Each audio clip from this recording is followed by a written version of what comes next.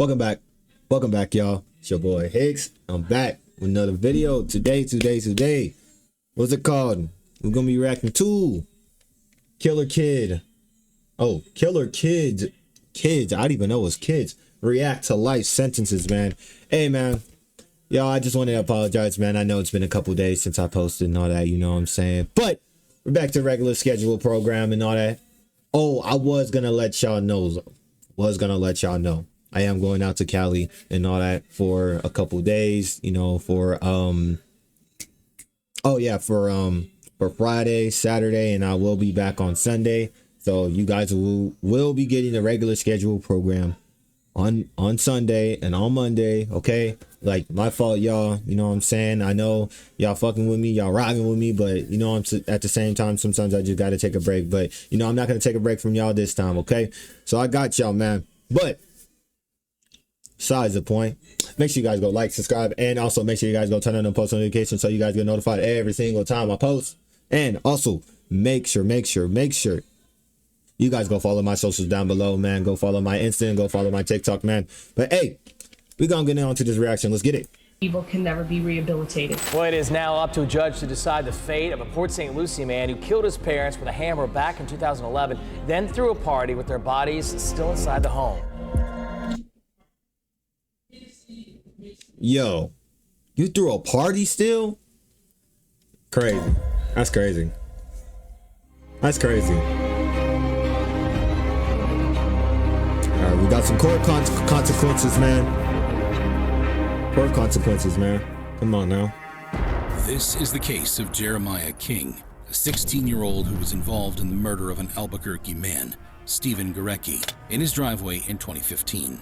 King and 5 friends got high and engaged in unlawful activities, including breaking into cars and homes. That's all it takes, bro. That's all it takes for a nigga to just get high, drunk. You know, it's really be drugs that people be on, man, that you know, causes these things, man. I'm just telling y'all, man. Stay off the los drogas, man. When Stephen Gurecki confronted them in his garage, King pulled the trigger, taking Gurecki's life. The true shock lies not in the crime itself, but in King's jaw-dropping behavior during the court process. King and his group of friends were seen smiling, showing no remorse for their actions. In court, and his group of... Man, he ain't smiling. He for sure ain't smiling. Hold up. Let me move this for y'all. He ain't smiling right here, bro. He like, hell no, bro. I don't even want to be here. Him, he fake smiling. Him, he's actually serious about it. And him, he looking down the whole time. I don't know what his expression is, bro. But I tell y'all this, man. One of the friends is going to be the ones that rat you out. Or one of the friends is going to be the ones that be like, damn, I didn't even want to do this shit. Friends were seen smiling, showing no remorse for their actions. In court, King's mother told the judge that her son is a good and respectful kid who made a mistake. Jeremiah is a good moral character. I realize it might be hard to believe that given the circumstances, but it's true nevertheless. However, the prosecutor, Larissa Calloway, pointed out King's history of unruly behavior, including unsupervised alcohol and drug use. Then he ain't a good kid. Why do these parents be trying to stick up for these kids, man? They just need to tell them, like, hey, man, you got to go to that court and go handle it. I understand they're going to be sympathy, you're going to be crying and all that, but you know what he did is on an event string. Like, he's done it. Like, he hasn't not killed nobody, but he's done drugs before and he's done terrible acts while doing drugs. So if you know this, then why are you surprised your kid is doing this? And especially with 6 other friends. Friends and family of the victim also expressed their grief and anger over the senseless act, emphasizing the irreplaceable loss they had endured and its devastating impact on their lives. You have no idea how much, Jeremiah, you took from so many people. You took a life. It doesn't get any worse than that. Despite his mother's plea for leniency, Jeremiah King was sentenced to spend the next 25 years behind bars. Gurecki's... Damn, 25? Hold on, let me see that. Yo, okay, he was 18. This ain't a kid. This a grown adult. Well, 18. always say, if you still a teen, 18, 19, you still not a grown adult, to be honest. You're just now getting out of high school type shit. But damn, 18, your whole life is basically ruined. 25 years in there, bro. Your whole life, bro. Somebody do the math on that, but your whole life is gone right there. Sentenced to spend the next 25 years behind bars. Gorecki's widow, Vinny, had hoped for a life sentence. I'll never have him back, but that's okay.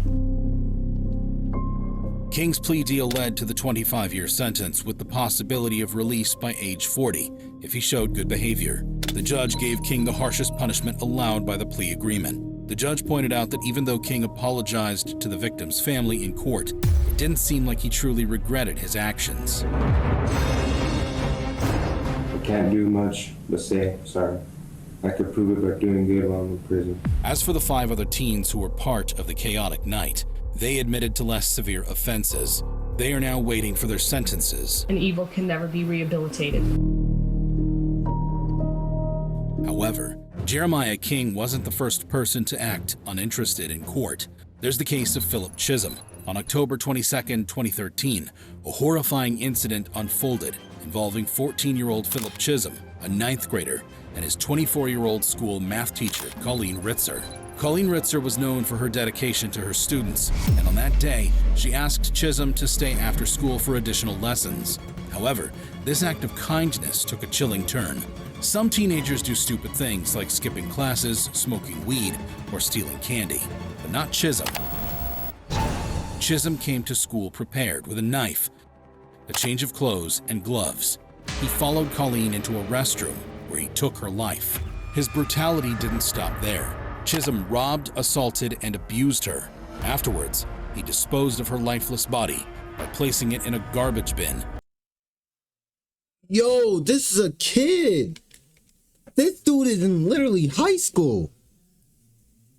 In high school. Who told him and what told him to do this, man? And y'all, this is sad to think about because like people are walking their everyday life, right? You know, she going to go teach and all that, go teach some like little booger eating kids and all that, some 9th graders and all. And bro, you get stabbed, raped and all that shit. Bro, I think that's so messed up, man. Like it's so fucked up. These people got their lives taken just off of one. Like it's not even a mistake though. This is like premeditated though, because he brought a knife to and dragging it behind the school. However shocking Chisholm's crimes were, wait till you see how he handled himself in court. In an attempt to cover up his crimes, Chisholm went into town and used Colleen's credit card to buy a movie ticket. However, the police tracked him down and arrested him the next morning, still with Colleen's blood on his hands. A movie ticket. Now, first of all, bro, you don't use the dead person's credit card. They're going to track that easily, right? But you used it for a movie ticket? What were you trying to do? Take out a girl? You didn't have no money? You didn't have a couple dollars? You better ask your homeboys or something. You better ask your dad. You better ask your mom. Chisholm was charged with multiple charges, including murder, aggravated and armed robbery. Throughout the court proceedings, he displayed a shocking lack of remorse, even as the victim's parents read their impact statement. It's pure evil, and evil can never be rehabilitated. He maintained the same lack of remorse when the victim's siblings read their impact statements. Put this animal behind bars for the maximum possible sentence. Chisholm's attorneys claimed he was mentally unstable, but the judge disagreed. The court will impose the mandatory life sentence for the murder of Colleen Ritzer and set a parole eligibility date of 25 years. This court will impose a concurrent sentence of 40 years to 40 years and 1 day for the of Colleen Ritzer and a concurrent sentence of 40 years to 40 years and 1 day for the armed robbery. In February 2016, he was sentenced to life imprisonment with the possibility of parole after 25 years. However, while some may attribute Philip Chisholm's reaction to mental illness, it pales in comparison to the unfathomable behavior of Aiden Fucci, a 16-year-old Floridian who was charged with the first-degree murder of his classmate, Tristan Bailey. On a sunny day in 2021, Fucci, who was 14 at the time, decided to engage in some rather unconventional outdoor activities. He took a stab at stabbing Tristan over 100 times in the woods of St. Johns County, Florida.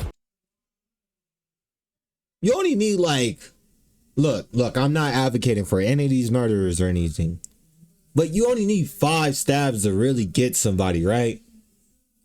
They said 114 stabs. You know what this is, bro? Look at him. His classmate, Tristan. Now look at her.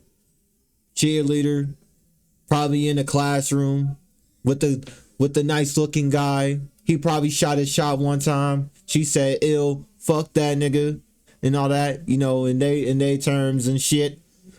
And you're telling me this nigga didn't think about, oh yeah, that this night I'm going to murder her. There's something that happened in that classroom that we not knowing, okay? I'm just gonna tell y'all that. A 16-year-old Floridian who was charged in 2021, Fucci, who was 14 at the time, decided to engage in some rather unconventional outdoor activities.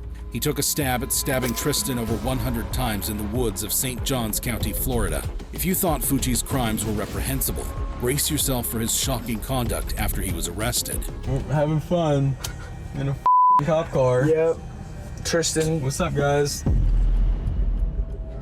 During the trial, Tristan Bailey was described as an energetic and happy child, and her untimely death has caused immeasurable pain to her family and friends. The judge recognized that no sentence could truly bring closure to such a tragedy and conveyed his sympathy to the grieving family. Some of you testified to the fact that when you learned of her death, part of you died as well. What I would suggest is that you fill that void with her spirit and her life that certainly lives on through each and every one of you. Eventually, Fucci was sentenced to life in prison.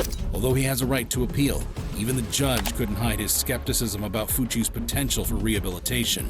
After all, the murder can't exactly be called a mistake. The stabbing had no apparent motive and was not driven by greed, revenge, or any other typical reasons for violent crimes. Oh, there was a reason. There was a reason.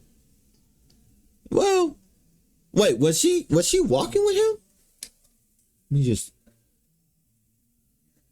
Oh, hold on. 1 minute and 21 seconds. Let me see this shit. Sunny day in 2021, Fucci, who was 14 at the... So they were walking with each other. Hey, I might be wrong about that comment I made earlier, but I am going to say one thing. There had to be some motive here, bro. Ain't no fucking way this nigga just did that shit just out of spite. He just wanted to do it. I don't believe that. I don't believe that at all, bro. Time decided to engage in... Fucci stood emotionless as the judge read the sentence and showed no remorse. I sentence you to life in prison. 114 stab wounds, 49 defensive wounds, 35 wounds to the head and neck, 29 to the back and shoulder, and 6 fatal wounds. The 49 defensive wounds indicate Tristan Bailey was conscious, that she was aware, and that she was doing everything she could to fend off this attack. That's crazy. They can notice that. They can notice defensive wounds. Like, bro, think about it. You over here, you like that's just what I'm saying, bro. This is sick right here, bro. What told him to do this? Who and what told him, man?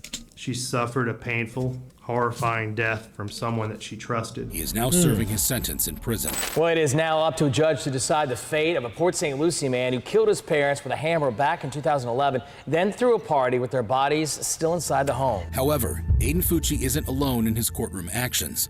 Let's not forget the infamous incident involving Tyler Hadley, who decided to take his family matters into his own hands, quite literally.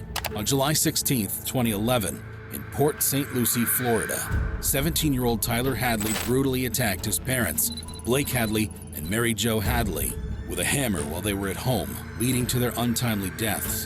What makes this horrifying incident even more disturbing is the premeditation behind it. Tyler had apparently planned these murders in advance, and shockingly, he'd invited friends over for a party at his house that evening. Intending to celebrate after committing this unimaginable act, he took ecstasy before carrying out the murder. He attacked his mother first while she was on her computer, and then his father, who came to help her.